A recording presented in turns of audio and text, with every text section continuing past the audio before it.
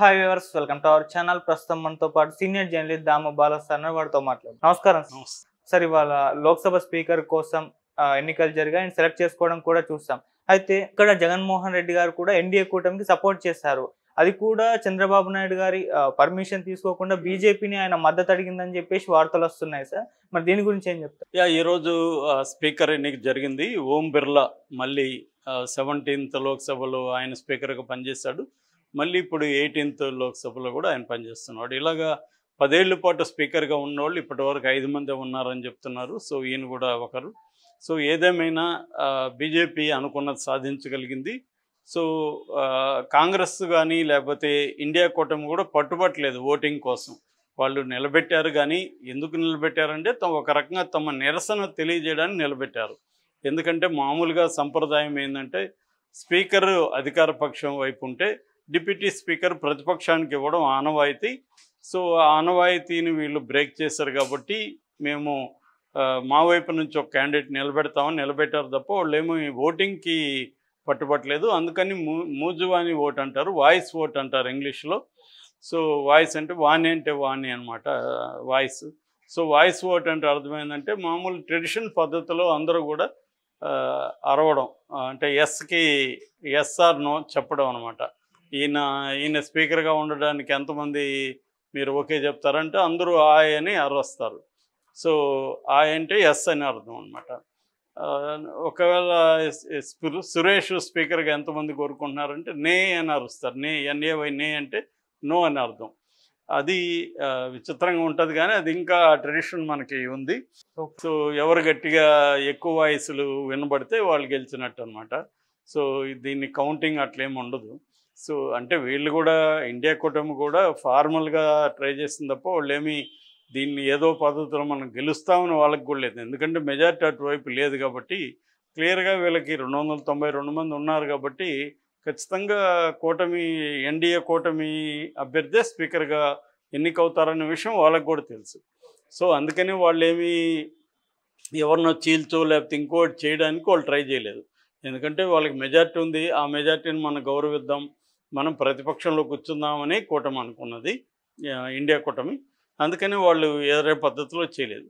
అయితే దీని పట్ల మీ పెద్ద కాంట్రవర్సీగానే ఏమి జరగలేదు. కాకపోతే రాహుల్ గాంధీ మోడీ షేక్ హ్యాండ్లు ఇచ్చుకోవడం, అట్లాగే రాహుల్ గాంధీ స్పీకర్ని ఒక కోరిక కోరాడు. అదేంటంటే గతంలో మీరు 5 ఏళ్ళు ఉన్నప్పుడు ప్రతిపక్షాలు గొంతు నొక్కారు, ఈసారి మా బలం పెరిగింది కాబట్టి మా గొంతు నొక్కకండి, మాకు కూడా మాట్లాడే అవకాశం ఇవ్వండి, ప్రజాస్వామ్యబద్ధంగా ఈసారైనా ప్రభుత్వం నడపండి, పార్లమెంట్ని లోక్సభను నడపండి అని ఆయన కోరాడు. అది వైరల్ అయింది. అందులో వాస్తవం కూడా ఉంది. గతంలో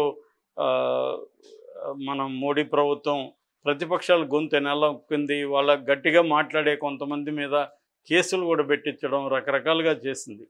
సో ఇప్పుడు ఎన్డీఏ కూటమి కాబట్టి కనీసం అటువంటి చర్యలకు పాల్పడకుండా ఉండాలని, అట్లాగే ప్రతిపక్ష బలం కూడా పెరిగింది కాబట్టి దానికి తగినట్టుగా ప్రతిపక్షానికి మాట్లాడే అవకాశం పెంచాలని రాహుల్ గాంధీ ఓం బిర్లాను కోరారు.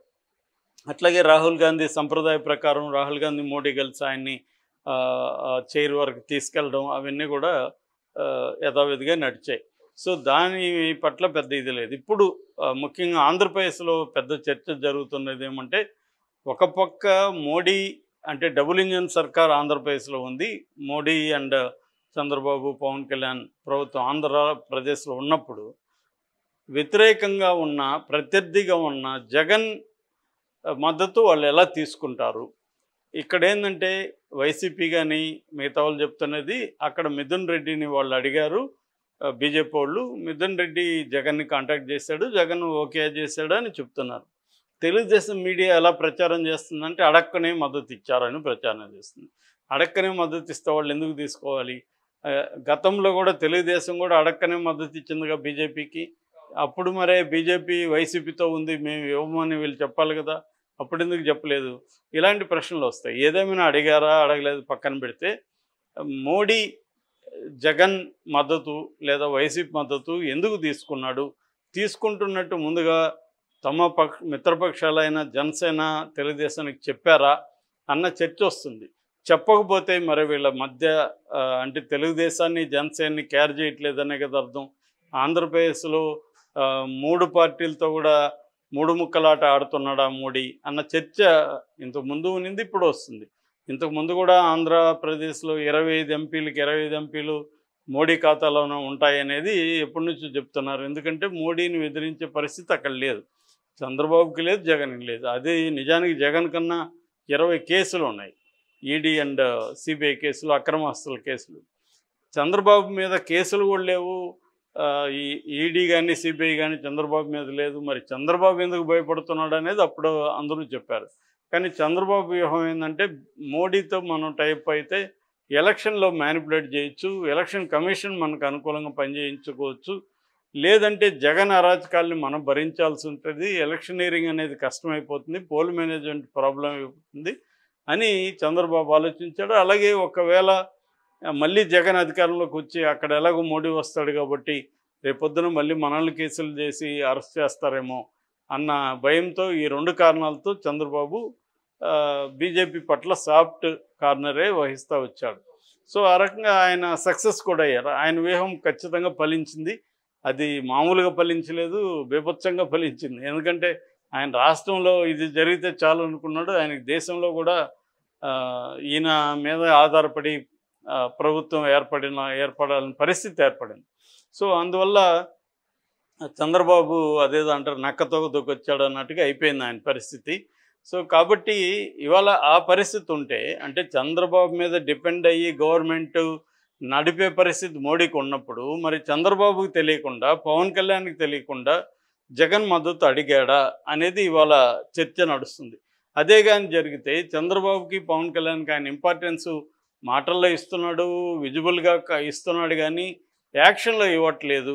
కీలక నిర్ణయాలు తీసుకునేటప్పుడు కదా, నేను ఇప్పుడు రోజు నిన్ను ప్రతి పనికిమాలిన విషయాన్ని నిన్ను అడుగుతూ ఫ్రెండ్గా, కీలకమైన నిర్ణయాలు తీసుకునేటప్పుడు నిన్ను అడగకపోతే అది మన ఇద్దరికి సంబంధించిన విషయాల్లో అప్పుడు నేనేమి ఇస్తున్నట్టు? అంటే ఊరికే పని లేనప్పుడు నీకు ఇంపార్టెన్స్ ఇస్తుంటా, పని వచ్చినప్పుడు మాత్రం నేను పక్కన పెడుతుంటా. ఇలాగ మన లైఫ్లో కూడా చాలామందిని చూస్తుంటాం. ఓకే, అదే మోడీ చేస్తున్నాడా ఇప్పుడు? అందుకనే చంద్రబాబుకి ఇంపార్టెన్స్ లేదా? ఎలాగూ చంద్రబాబు మన నుంచి బయటికి ఆయన వెళ్ళే పరిస్థితి లేదు కాబట్టి చంద్రబాబుని ఏంది అడిగేది అనుకున్నాడా మోడీ అనేది తెలియదు. దీన్ని కవర్ చేయడానికి తెలుగుదేశం మీడియా ఆల్రెడీ స్టార్ట్ చేసింది. చంద్రబాబుని పవన్ కళ్యాణ్ని కన్సల్ట్ చేసే మోడీ జగన్ అడిగాడని ఇప్పుడు చెప్తుంది. నిన్నటి వరకు జగన్ అడగలేదు, జగనే ఇచ్చాడని చెప్పింది. ఈరోజు ఏం చేస్తున్నారంటే వాళ్ళు వీళ్ళకి తెలిసే అడిగారంట. మరి తెలిస్తే వీళ్ళు అబ్జెక్ట్ చేయాలి కదా, ఎందుకు తీసుకుంటారు, మీకు మెజారిటీ ఉంది కదా, జగన్ అవసరం ఏంటి అని అడగాలి కదా మరి వీళ్ళు. సో ఈ కన్ఫ్యూజన్ అయితే ఉంది. అంటే ఎన్డీఏ కూటమిలో ముఖ్యంగా ఆంధ్రప్రదేశ్లో ఈ కన్ఫ్యూజన్ ఉంది. బీజేపీ ఎవరి వైపు, జగన్తో మరి ఎందుకు బీజేపీ కలుస్తుంది అంటే ఇది ఆబ్వియస్. నేను చాలాసార్లు చెప్పాను, బీజేపీకి జగన్ అవసరం ఉంది. ఎందుకు ఉందంటే, ఒకటి రాజ్యసభలో 11 మంది ఉన్నారు, ఏదైనా బిల్లులు పెట్టాల్సినప్పుడు జగన్ అవసరం. రెండోది ఈ తెలుగుదేశం మీద జేడీయూ మీద డిపెండ్ అయ్యి ప్రభుత్వం నడపాల్సి వచ్చినప్పుడు రేపొద్దున వీళ్ళు ప్రెజర్ చేసే అవకాశం ఉంది. అలాగే మోడీకి ఇన్హెరెంట్గా పార్టీలో కూడా కొంత అపోజిషన్ ఉంది. రాజ్పుట్స్ యాంటీగా ఉన్నారు. ఆ తర్వాత అక్కడ యోగికి సంబంధించిన దాదాపు 50-60 మంది యోగి అభిమానులుగా ఉన్న ఎంపీలు మోడీకి యాంటీగా ఉన్నారని చెప్తున్నారు. ఈవెన్ ఆర్ఎస్ఎస్ చీఫ్ ఆయన మోహన్ భగవత్ కూడా మోడీని విమర్శిస్తూ మాట్లాడాడు. అంటే ఆర్ఎస్ఎస్ చీఫ్ కూడా మోడీ పట్ల కొంత డిఫరెంట్గానే ఉన్నాడు. ఏదన్నా అయితే మోడీని పక్కన పెట్టి ఏ గడ్కారీనో తీసుకొచ్చే పరిస్థితి కనిపిస్తుంది. అందువల్ల మోడీ ఏం చేస్తున్నాడు, హుషారుగా తన బలాన్ని పెంచుకోవాలనేది ప్లాన్ ఉంది మోడీకి. తన బలాన్ని పెంచుకోవాలంటే ఒకటి, ఈ 2 కూటములకి బయట ఉన్నవాళ్ళు, ఎన్డీఏ కూటమి, ఇండియా కూటమికి బయట ఉన్న ఎమ్మెల్యేలు 2, 3, 4 వాళ్ళని చేర్చుకోవడం. రెండవది అపోజిషన్లో ఇండియా కూటమిలో ఉన్న ఎంపీలని నయానో భయానో, అంటే భయాన్ అంటే ఆల్రెడీ కేసులు ఉన్నాయి, కొంతమంది ఆ కేసులని ప్రెజర్ చేయించడం, ఆ టైట్ చేయడం, వాళ్ళు టైట్ చేస్తే జైలుకా బీజేపీలోకా అన్న 2 ఆప్షన్లు మాత్రం ఇస్తారు. దాంతో జైలుకి బదులు ఇటు వస్తారనేది బీజేపీకి ఉన్న ఐడియా. ఆల్రెడీ ఉత్తరప్రదేశ్లో 6 మంది ఎంపీల మీద ఇలాగే కేసులు ఉన్నాయి, వాటిని టైట్ చేస్తున్నారు. సో అదొకటి. రెండవది తమ మిత్రపక్షాలనే చేల్చడం. తెలుగుదేశాన్ని చేల్చొచ్చు, రేపొద్దున జేడీయూని కూడా చేల్చొచ్చు. అలాగే మిత్రపక్షాలను చీల్చి ఆ ఎంపీలని తనలో కలుపుకోవడం. ఈ స్ట్రాటజీ వేస్తుంది. ఈ స్ట్రాటజీలో భాగంగా జగన్ అవసరం మోడీకి ఉంది. ఇక్కడ తేల్చుకోవాల్సిన తెలుగుదేశమే ఇప్పుడు. తెలుగుదేశం నిజానికి దమ్ముంటే ధిక్కరించాలి మోడీని. నువ్వెలా జగన్ మద్దతు తీసుకుంటావు, ఇది తప్పు అని అడగాలి. మరి అడిగిందా తెలుగుదేశం?